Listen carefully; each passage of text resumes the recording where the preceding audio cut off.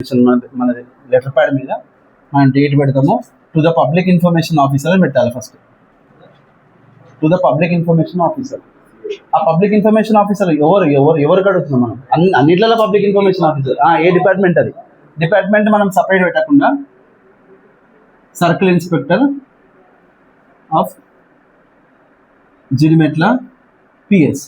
ఎందుకు circle inspector ఎందుకు పెట్టాలి? పిఐఓ సర్కిల్ ఇన్స్పెక్టర్ అయినా ఎస్ఐ కాదా? ఎస్ఐ కాదు, కానిస్టేబుల్ కాదు, హెడ్ కానిస్టేబుల్ కాదు. నేను ఏమంటున్నా, పిఐఓ అనేది స్టేట్ కమిషన్ డిసైడ్ చేస్తుంది. పబ్లిక్ ఇన్ఫర్మేషన్ ఆఫీసరు ఈ పోలీస్ స్టేషన్లో పిఐఓ ఎవరు అనేది స్టేట్ కమిషన్ డిసైడ్ చేస్తుంది.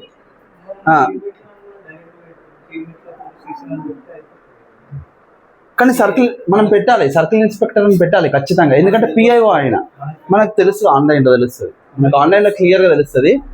ఇప్పుడు జిడిమెట్ల పోలీస్ స్టేషన్లో పిఐఓ ఎవరు అని మీరు ఇప్పుడు నేను టైప్ చేసి చూడండి. కొండాపూర్ పోలీస్ స్టేషన్లో పిఐఓ ఎవరు, ఇరిగేషన్ డిపార్ట్మెంట్లో పిఐఓ ఎవరికి వస్తుంది, మున్సిపల్ ఇప్పుడు సిఎంసీలో పిఐఓ ఎవరికి వస్తుంది, డీసీకా, అదే డిప్యూటీ కమిషనర్కా, జోనల్ కమిషనర్కా.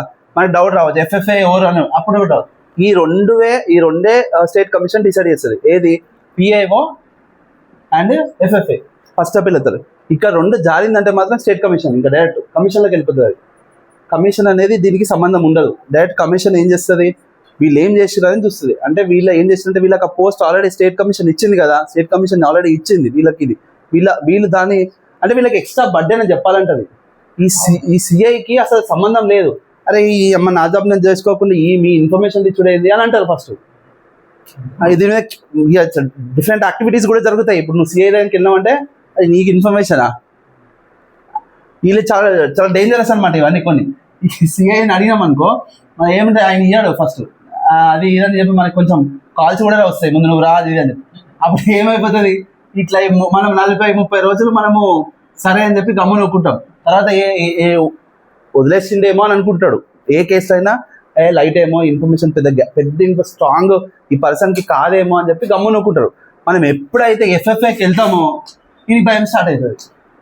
అమ్మ ఎఫ్ఎఫ్ఐకి వెళ్ళిపోయింది, ఎఫ్ఎఫ్ఐ నుంచి నాకు లెటర్ వచ్చేసింది, ఇప్పుడు సో అండ్ సో డేట్ మీద సో అండ్ సో పిఐఓ నీకు వచ్చిందంట, నువ్వు ఎందుకు రెస్పాన్స్ చేయలేదు అని చెప్పి మీరు ఇవ్వాలి కదా అని మనం పెడితే నువ్వు ఎందుకు ఇవ్వలేదు అని పిఐఓకి పెడతాడు. ఈ ఎఫ్ఎఫ్ఐ వాళ్ళది ఫస్ట్ అప్పీల్ వాళ్ళు వస్తారు, ఏసీపీఆర్ డీసీపీకి వస్తారు. ఈ ఏసీపీ డీసీపీ తర్వాత ఎస్పీలు ఉన్నారు, డిఎస్పీలు ఉన్నారు, డీజీపీలు ఉన్నారు, ఇంకా వేరే వాళ్ళు అందరు ఉన్నారు కదా, చాలా మంది ఉన్నారు కదా సార్, సిపిలు ఉన్నారు. వీళ్ళకి సంబంధం లేదు అసలు. ఫస్ట్ అప్పీల్కి ఏసీపీఆర్ డీసీపీ అంతే, ఇక్కడికే వీళ్ళకి సంబంధం ఉండదు. ఈ ఇన్ఫర్మేషన్లకి నాకు సంబంధం ఉండదు. ఇంకా వేయచ్చు. నువ్వు సిపి మీద ఇన్ఫర్మేషన్ ఇస్తున్నావా, నువ్వు పిఐఓ కావాలన్నా? నీకు అర్థమైందా? పిఐఓ ఎవరు అని అడిగితే సిఐ అని చెప్పిన, ఎఫ్ఎఫ్ఐ ఎవరు అంటే ఏసీపీఆర్ డీసీపీ అని చెప్పిన, వీళ్ళకి సంబంధం లేదని చెప్పిన.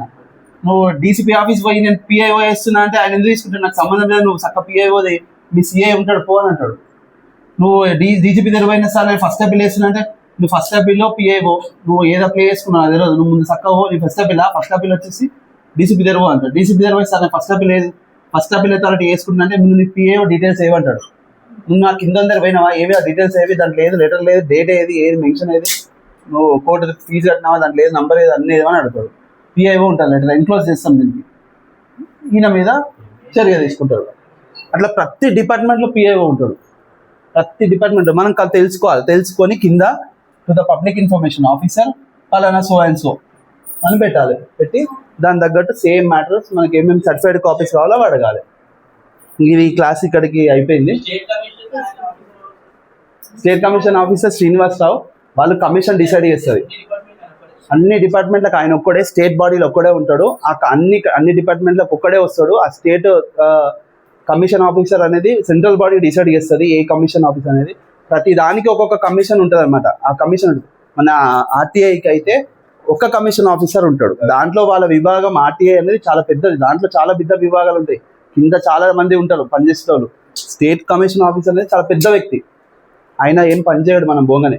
వాళ్ళు కూడా మనం ఎఫ్ఎఫ్ఐ వేసి సార్ సెకండ్ అప్పీల్ వేస్తున్నామంటే తీసుకొని కింద వాళ్ళకి ఇచ్చి ముందు ఎందుకు పని జరగలేదు, ఎందుకు ఇన్ఫర్మేషన్ సార్ట్ అవుట్ కాలేదు చూడండి, మీరు ఇవ్వండి అని చెప్తారన్నమాట. అట్లా ఆ స్టేట్ కమిషన్ అనేది గవర్నమెంట్ సెక్టర్కి అంటే మన పొలిటికల్ సెక్టర్కి పనిచేయదు. అండ్ ఈ గవర్నమెంట్ ఏదైతే అడ్మినిస్ట్రేషన్ బాడీస్ ఉన్నాయో వాళ్ళకి సంబంధం లేకుండా పనిచేస్తుంది, సెంట్రల్ బాడీకి పనిచేస్తుంది మొత్తం. అది దాంట్లో ఈ స్టేట్ కమిషన్ కూడా పని చేయకపోతే కోర్టుకి వెళ్తాము. అక్కడ కూడా కాకపోతే ఏంటి అంటే సెంట్రల్ కమిషన్ కూడా ఉంటుంది మనకి. కోర్టుకి వెళ్ళకుండా కూడా మనం పిఐఓ నుంచి ఎఫ్ఎఫ్ఐకి వెళ్ళొచ్చు, ఎఫ్ఎఫ్ఐ నుంచి స్టేట్ కమిషన్కి వెళ్ళొచ్చు. కోర్టుకి వెళ్ళకుండా కూడా సెంట్రల్ కమిషన్కి వేసుకోవచ్చు. సెంట్రల్ కమిషన్కి వేసుకునే దానికైతే రేర్ కేసెస్ అవి, చాలా తక్కువ కేసెస్ అవి. అక్కడికే అయిపోతుంది. స్టేట్ కమిషన్స్ ఎందుకు వేసుకుంటారు అంటే అది స్టేట్ బాడీలో ఏదైనా ఇష్యూ ఉన్నదానికి వేసుకుంటారు. ఇప్పుడు రైల్వే స్టేట్ది కాదు, సెంట్రల్ది. పెద్ద పెద్దవి ఏవైతే సంబంధం ఇచ్చిన స్టేట్ బాడీకి సంబంధించినవి ఉంటాయో, సెంట్రల్ బాడీకి సంబంధించినవి ఉంటాయో ఆ సెంట్రల్ దానికి వెళ్తాయి అనమాట మ్యాటర్స్ అవి. అది చాలా పెద్దగా ఉంటాయి, అవి చాలా తక్కువ 0.0001% కేసెస్ అవి. సెంట్రల్ కమిషన్కి వెళ్ళిందంటే అది కోర్టుతోనే సమానం. ఇంకా మోస్ట్లీ అక్కడ దానికి వెళ్ళకుండా చిన్నగా కోర్టు దానికి వెళ్ళి క్లియర్ అప్ చేసుకుంటారు.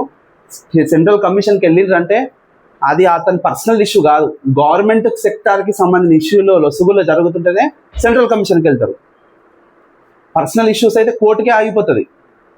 ఏది సెకండ్ అప్పీల్ వేసుకున్నప్పుడు మనకి ఏదైతే స్టేట్ కమిషన్ మనకి చెప్తుందో అక్కడ నుంచి కోర్టుకి మన పర్సనల్ ఇష్యూ, సెంట్రల్ బాడీకి ఏదైతే ఉంటుందో సెంట్రల్ ఇష్యూ ఏదైతే ఉంటుందో మనం సెంట్రల్ కమిషన్కి వేస్తామంట. అవన్నీ ఆన్లైన్ ప్రాసెస్ అవుతాయి, మనం ఆఫ్లైన్లో ఏం చేయలేము, అన్ని ఆన్లైన్ ప్రాసెస్ ఉంటాయి.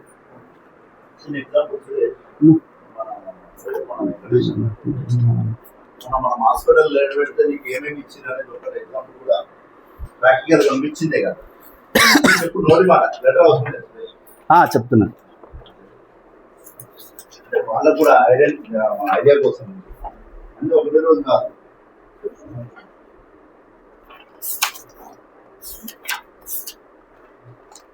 మీకు ఇంతకుముందు చెప్తున్నారు హాస్పిటల్